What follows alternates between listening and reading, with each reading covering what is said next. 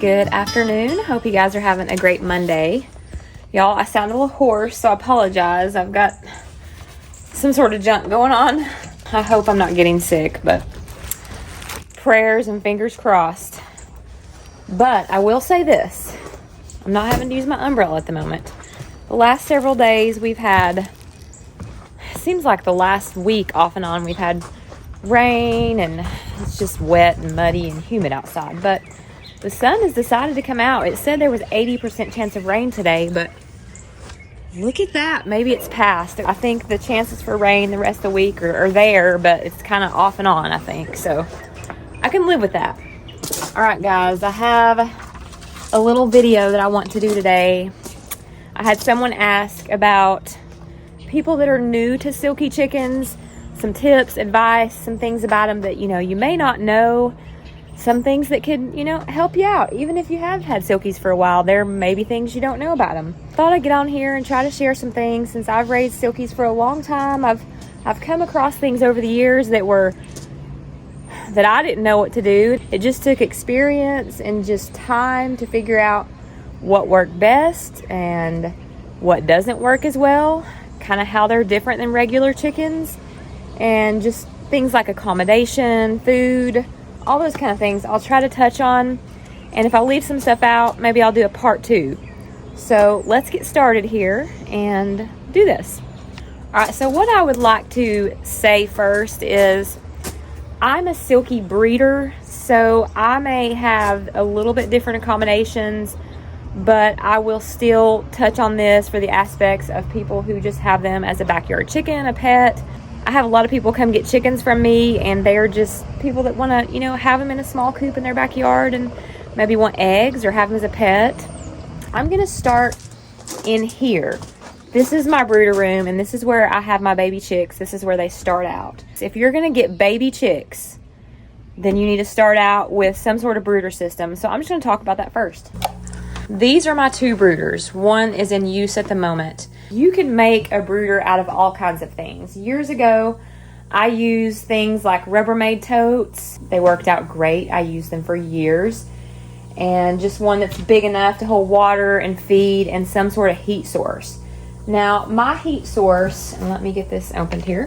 There are several options for heat sources. I do like the warming plates better. Mine is a Brenzy Eco Glow. I do love Brenzy's products. They tend to be a little bit more expensive than some of the others, but I feel like that they are really exceptional products, and they do have good warranties on them. I've used them over the years, and I would continue using them. But I'm sure there's some other stuff out there that works pretty well. I have used a product called a sweeter heater. I do have one down in my big coop. It is made for outdoor use. These are only indoor use. You need to make sure your temperature is at least 50 degrees or above, or they are not warm enough. So that's the first thing. You need to have a heat plate. You need to have a food source. You want to start with chick starter, and you need to have a water. And like I said, there's all types of feeders, all types of waters. You might go through several things to see what works for you. I've tried several things and think, oh, I don't like this one as well, so move on to the next thing. But I always start out with like a mason jar water.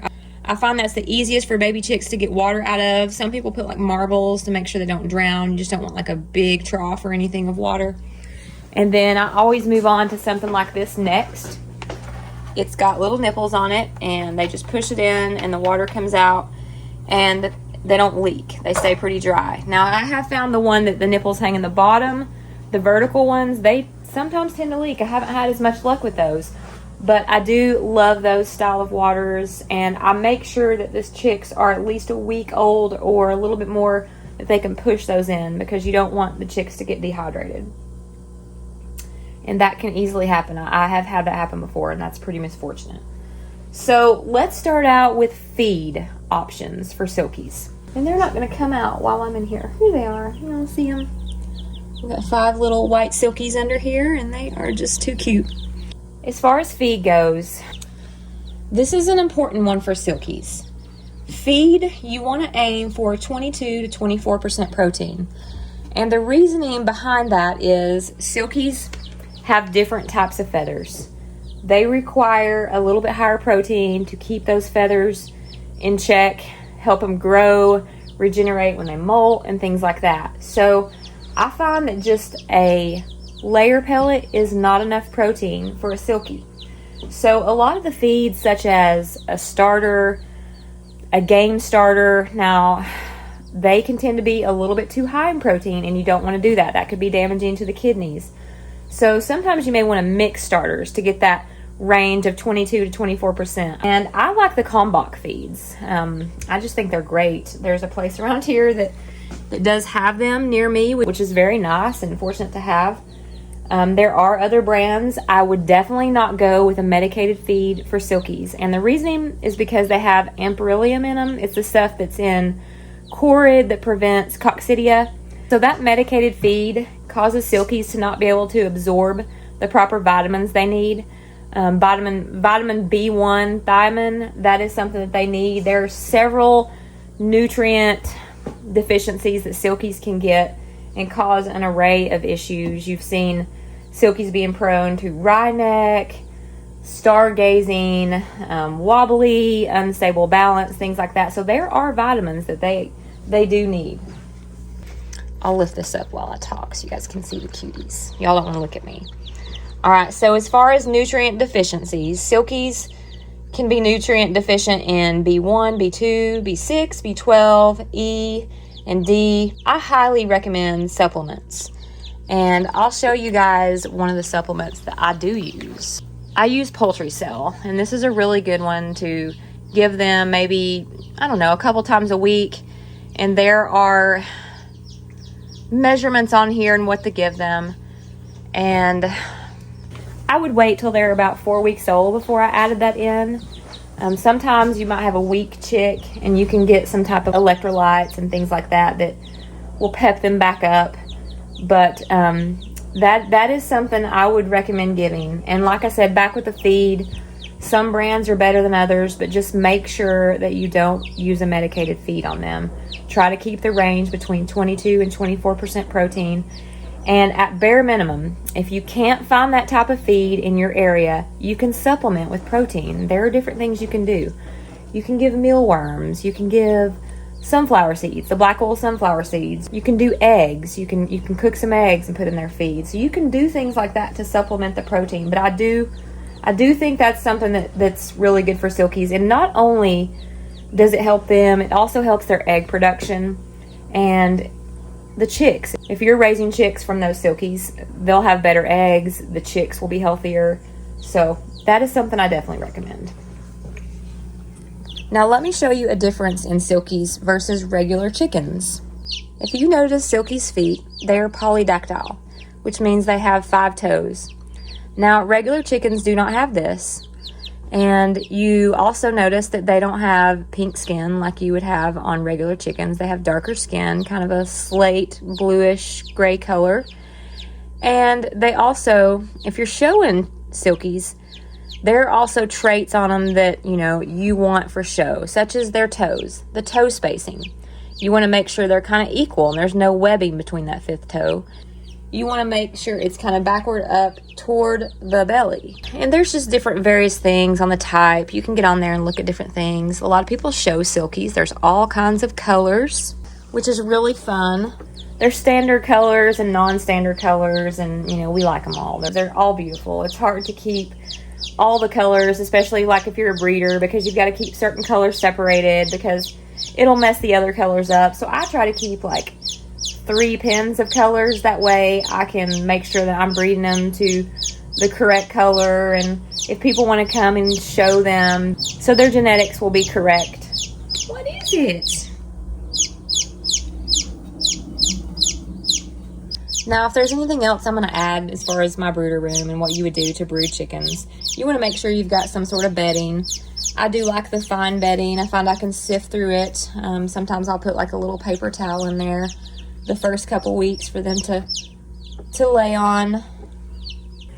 I just keep a light on so they have something where they can see their food and their water, and I do keep it kind of covered. And you want to make sure that it's protected from predators depending on where you want to keep it. They can be in the house, in a basement, obviously, in a garage, but you want to make sure that your temperature starts out the first week 95 degrees and back it down there 5 degrees from then on each week. You want to make sure you have a heat source available until they're completely fully feathered. Some other tips I would give you as far as silkies goes: don't wait until they are sick to keep things on hand.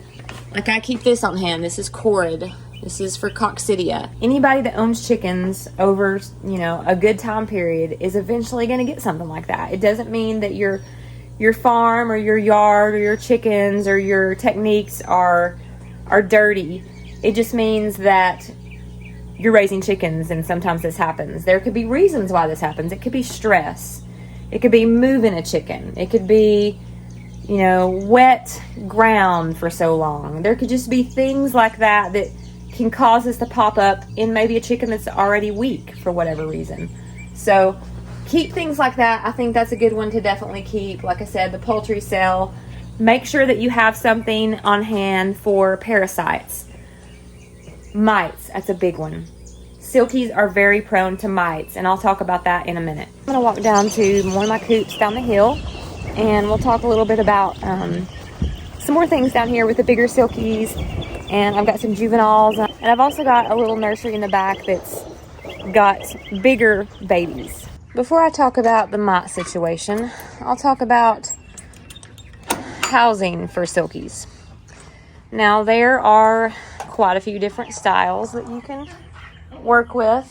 For silkies, I will say this: I have coops where they can go inside of, but my silkies do not do that.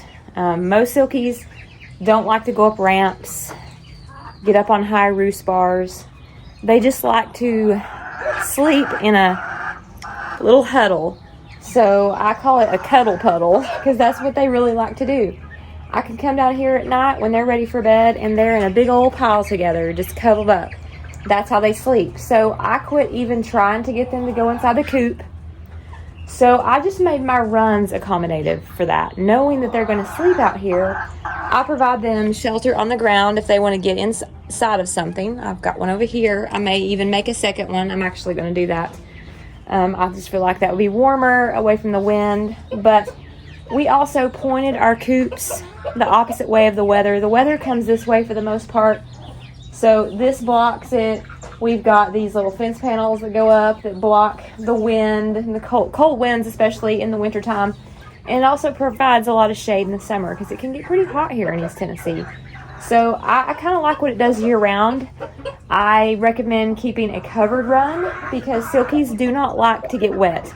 They can even die if they get super soaking wet and chilled. I've had that happen in the summer once, and it was awful. A big rainstorm came really fast out of nowhere, and one of the silkies did not have a chance to get back into the coop, and she got drenched, and it killed her. Now, whether she was weak to begin with, I really don't know, but they're just not really good at getting soaking wet. I would provide a covered run for them. Now, if you have somewhere, like I have a mobile chicken tractor up the hill, and it is got a lot of area for free range, but it's also got an area they can go inside and get away from the rain. And we're also working on another additional run that I can add to it, like if I'm gone, that will be a place to go if it's raining and they're not all stuck inside the chicken tractor. They'll have a bigger area. There's all sorts of coop designs. You can get on there and look that up on Pinterest, or just like Silkie groups, and there's just really different things you can do. I've seen a lot of neat coops over the years, and I feel like another really important aspect of a coop, and that is making sure that it's spacious. They will say for silkies it's 3 square feet per bird, but I try to be generous on that. And the reason why is because when you house birds in very close quarters, just the bare minimum, they tend to not be as healthy. So the more room, better healthy chickens, happier chickens. I would provide some sort of bedding. I use fine pine shavings. They do really well on that. I try to keep them sifted. Occasionally I'll come down here once a week and sift them out real good. And then when they're about spent, I just take all this out, put in a compost pile, and then I replace it with more. And there's other options for bedding. There's straw. People say they can harbor mites. Straw can, but you can get mites in this as well. You can also use pelletized bedding. I use that inside my nursery. I'll show you guys that. And you can do deep litter method. I don't really like that because I like to change mine out a little more often. You can throw out, you know, treats, and they'll just spend their day digging for it. And the rooster will tell the others that, you know, he's found something. It's good to have a rooster in a flock. They're usually pretty protective. They will alarm the other chickens, just like regular chickens. Silkie roosters do the same thing.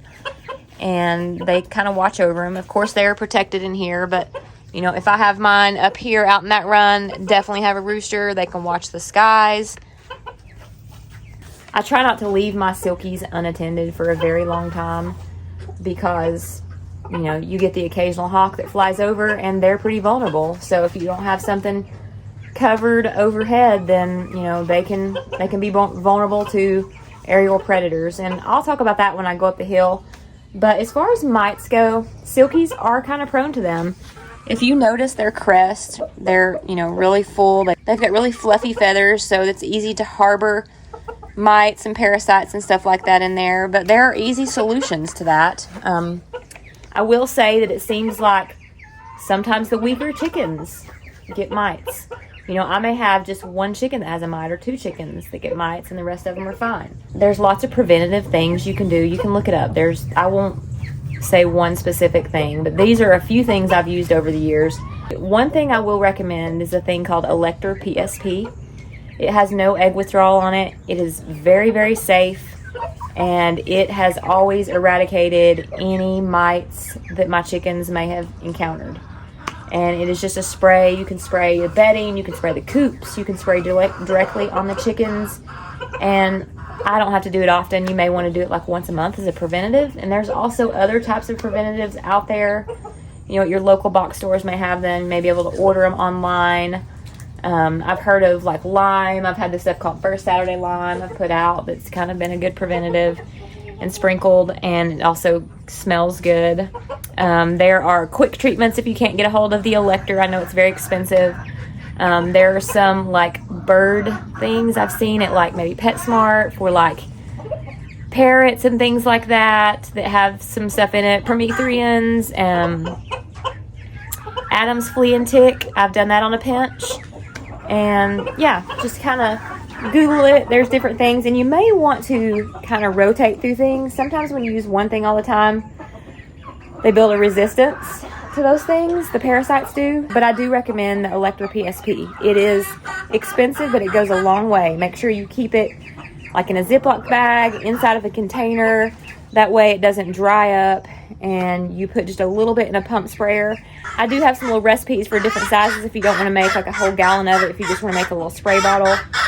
But it is definitely one that has always worked really well. Also, don't think your chickens or your coops are nasty if you get mites. Sometimes wild birds will fly through and they will bring mites. That is definitely one of the unfortunate things that happen sometimes. I do have a tree over my chicken coop, and when I see the wild birds migrating through, I'll come out here and I'll make some noises and shoo them off, because there'll be like hundreds up in the tree, and I try to get rid of them pretty quickly. And I've also heard bird feeders around your chicken coops are probably not the best idea in the world because of that reason as well. But just make sure that you're doing monthly checks on your chickens. If you notice that they're weak, something's off, make that your first line of defense is to go look. Separate their feathers, look very close on the skin, look under their wings, their vent. That is where mites are harbored very easily on chickens, and sometimes they're very hard to see unless you really get up close and look. He's got something to say about it. But definitely just don't think that, oh, they look fine. Check them before it gets out of hand, because mites will cause Silkies to become anemic, lose weight, and sometimes by the time you notice symptoms, they might be too far gone, especially, you know, if the bird was weak to begin with. If you take a lot of these precautions and accommodations, then you're giving them a much better chance, and it's worth it.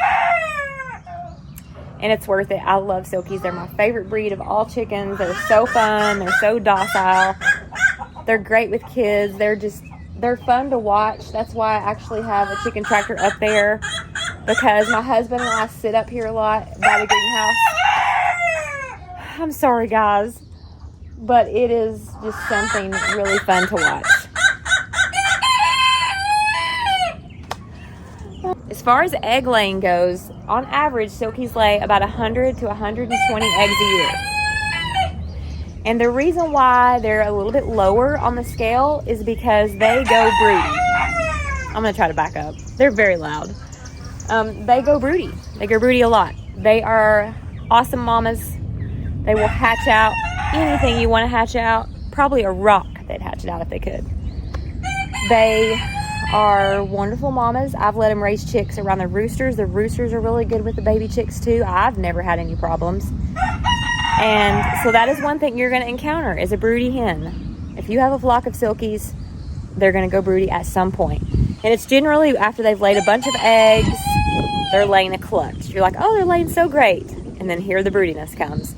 Now, with Silkies, there are several ways to break them. Number one, you can let them hatch chicks. And if you don't want them to hatch a whole lot of chicks, then just give them 1 or 2 eggs. I'm going to go around the other side. Maybe they see me out here talking. They want to be on the video. Some of the other ways you can break them is putting them in a wire cage, cooling off their underbelly. Like I said in some of the previous videos, it's a hormone cycle. If you can break it early, your chances are better of breaking them. So those are really the 2 ways that I recommend doing it. Sometimes just putting them in a different environment will spark them to wake up. They kind of go in a trance, and they will get kind of mean. They'll come after you at first until they get further on in the broodiness, and they're just really blanked out. They just sit there, and they don't get up when they're broody, maybe once a day, so they can lose weight. They can pluck feathers for the nest. So you either want them to hatch or you do want to break them. You don't want to let them sit in a state of broodiness, just keep taking eggs away and letting them remain that way. That's not healthy. So make a plan if that happens. All right, guys, I'm going to go inside my nursery and show you what I have going on in here. They are super loud this morning. They're never usually this loud. I think they're glad that the sun's out, maybe. I don't know. I'm just making assumptions. Okay, this is my nursery. And it is an area where I bring chicks down here that have at least probably 2 to 3 weeks old. And after they're done in my brooder room. Now they can be housed in here until I'm ready to put them in the run or, another chicken coop up the hill. Okay, so I provide heat in here. This is called a sweeter heater. I love this. This one is rated for 0 degrees, so it provides a lot of warmth. I can raise it up according to how big the chicks are. I can keep one side higher, one side lower if I've got different sizes in here, but it is definitely a necessity. The chicks get under it. They're not fully feathered yet, so they are still using it. Now, on these little doors right here, I have closet shelving, and this is easy to cut. I've cut it to the size, and I've got some little washers and screws holding on. This allows airflow to come in here.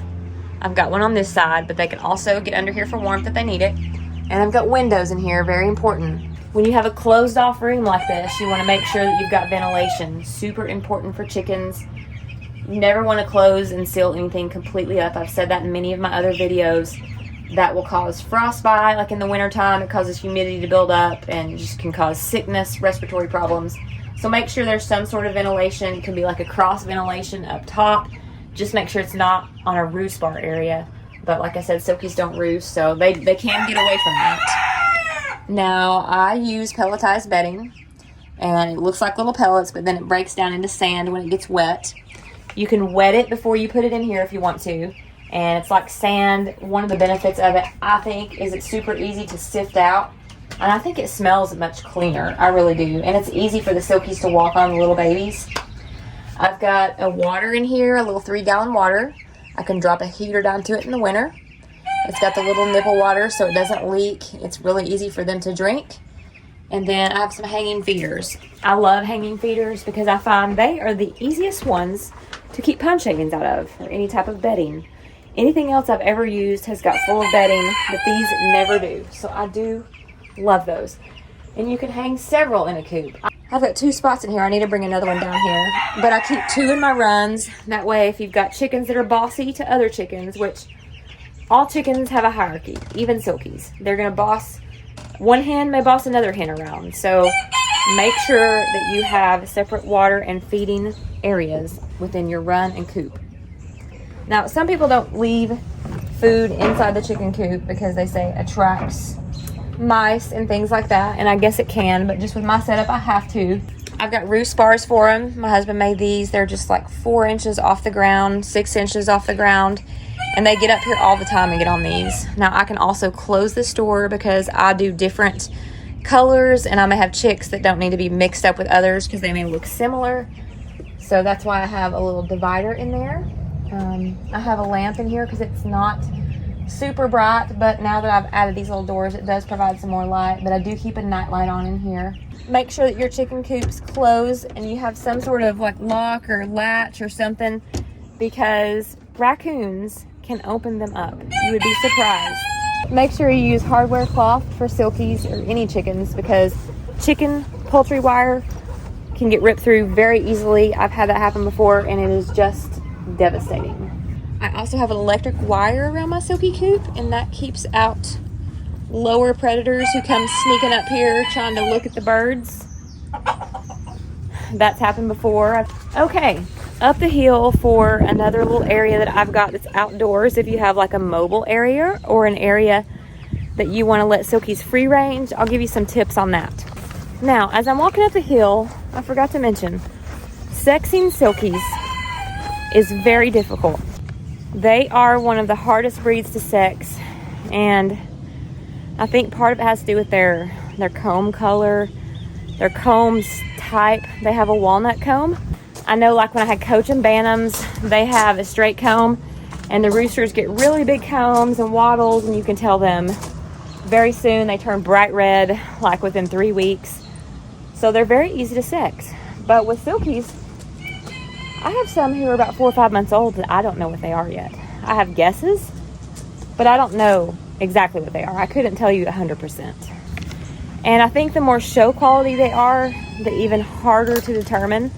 Now, some of the signs, the first signs that you'll see when you think, oh, this one's going to be a rooster, they get pin feathers up on their crest and in the back. That is the number one sign. Obviously, when they're crowing or they lay an egg, then you know what they are. Just sometimes the shape of them helps determine that. But as far as that goes, it could be a while. So this is my mobile chicken tractor my husband made me. He just got done with it, and I love it. I'm so proud of it. He did such a good job, and it is just so cute and functional. And I'll just tell just quickly about it. If you want to go back a few videos, this is in quite a few of them. It shows kind of how my husband made it and the process over several videos and how easy it is to move. I just love it. So it's got 3 doors, and the reason why is that way it's easy for me to access different areas of the coop without me having to go inside of it. It is 3 feet off the ground, and it is 4 feet wide and 7 feet long. And I've got the same type of water in here as I have down the hill. We have washable walls in here. We just recently done those. And then I'll probably throw in some bedding for them to sleep on, because they like to sleep in that corner. So I'll put something where they can sleep on. They do get on the roost bar some. It's just one of those he built that's like 4 to 6 inches off the ground.